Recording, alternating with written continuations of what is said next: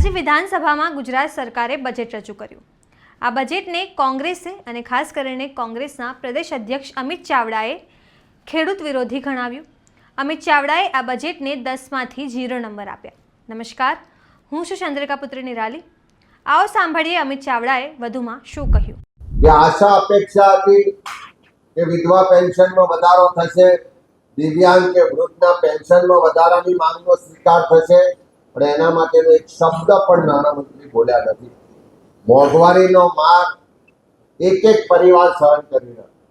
બીજા રાજ્યોમાં ચૂંટણીમાં મત લેવાના હોય તો લાડલી બહેના એના માટે આખું બજેટ લૂંટાવવામાં આવે।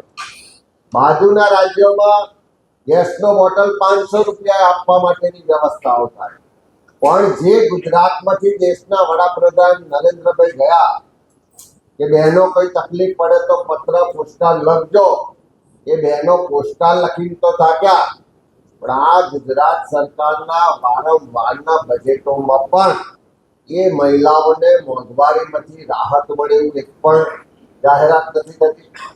બીજા રાજ્યોમાં લાડલી બહેનો અને ગુજરાતની બહેનો અથામણી હોય એવી રીતે અહીંયાની બહેનોની જે અપેક્ષા હતી કે અમારા માટે પણ માસિક 6000 રૂપિયાની ત્યાં જાહેરાત થશે, પણ ના તો ગેસના બોટલની જાહેરાત થઈ, ના તો એના માસિક કોઈ સહાય માટેની યોજનાની જાહેરાત થઈ। એટલે મહિલા બાળ વિકાસ માટેનું જે બજેટનો પણ વધારો તમે જોશો ગત વર્ષની સરખામણીમાં તો નહીવત વધારો એમાં પણ જોવા મળ્યો। ગુજરાતનો મોટો કામદાર વર્ગ, ખાસ કરીને મનરેગાના કામદારો, એમને એમ હતું કે અમારા વેતનમાં વધારો થશે, પણ એ પણ આશા ઠગારી નીકળી। ગુજરાતના બાકીના અસંગઠિત ક્ષેત્રના કામદારો, એમને એમ હતું કે અમારા લઘુત્તમ વેતનમાં વધારાની વાત આવશે, પણ એ પણ ઠગારી નીકળી। ગુજરાતમાં જે ફિક્સ પગાર, કોન્ટ્રાક્ટ અને આઉટસોર્સિંગથી જે કર્મચારીઓનું શોષણ થઈ રહ્યું છે, કે ફિક્સ પગાર કોન્ટ્રાક્ટની પ્રથા નાબૂદ થાય એવી કોઈ પણ જાહેરાત આ બજેટમાં ના જોવા મળી। એટલે કામદાર યુવાનો વિરુદ્ધની આ બજેટની વાતો સ્પષ્ટ રીતે દેખાઈ આવે છે।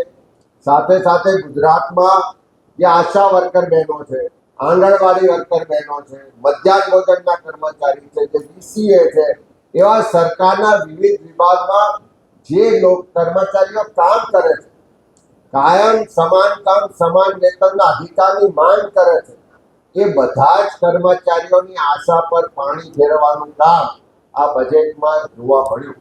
સાથે સાથે જે જૂના કર્મચારીઓ છે, ઓલ્ડ પેન્શનની OPSની માંગ કરે છે, એમની વાત પણ ના સાંભળવામાં આવી।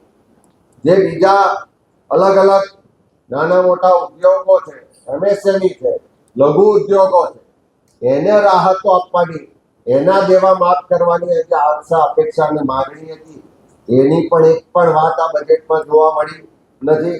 એટલે કહેવા જઈએ તો યુવાનો માટે આ બજેટમાં કંઈ નથી, મહિલાઓ માટે કોઈ રાહતો નથી, ખેડૂતોના દેવા માફીની વાત નથી, કાયમી રોજગારની કોઈ વાત નથી, સામાજિક ન્યાયની વાત નથી, SC ST OBC માઇનોરિટીને એનો અધિકાર વસ્તીના પ્રમાણમાં બજેટ આપવા માટેની કોઈ વાત નથી, કર્મચારીઓ માટે કોઈ વાત નથી।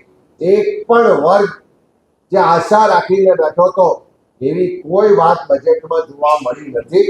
ફક્ત ઇન્ફ્રાસ્ટ્રક્ચરના નામે, કોઈ ગેમ્સના નામે, ઉદ્યોગોના નામે મોટા મોટા આંકડા બતાવી અને ગુજરાતનું બજેટ હવે 4,08,000 કરોડનું થયું અને વિકસિત ગુજરાત 2047ના સ્વપ્ન બતાવતું આ બજેટ છે।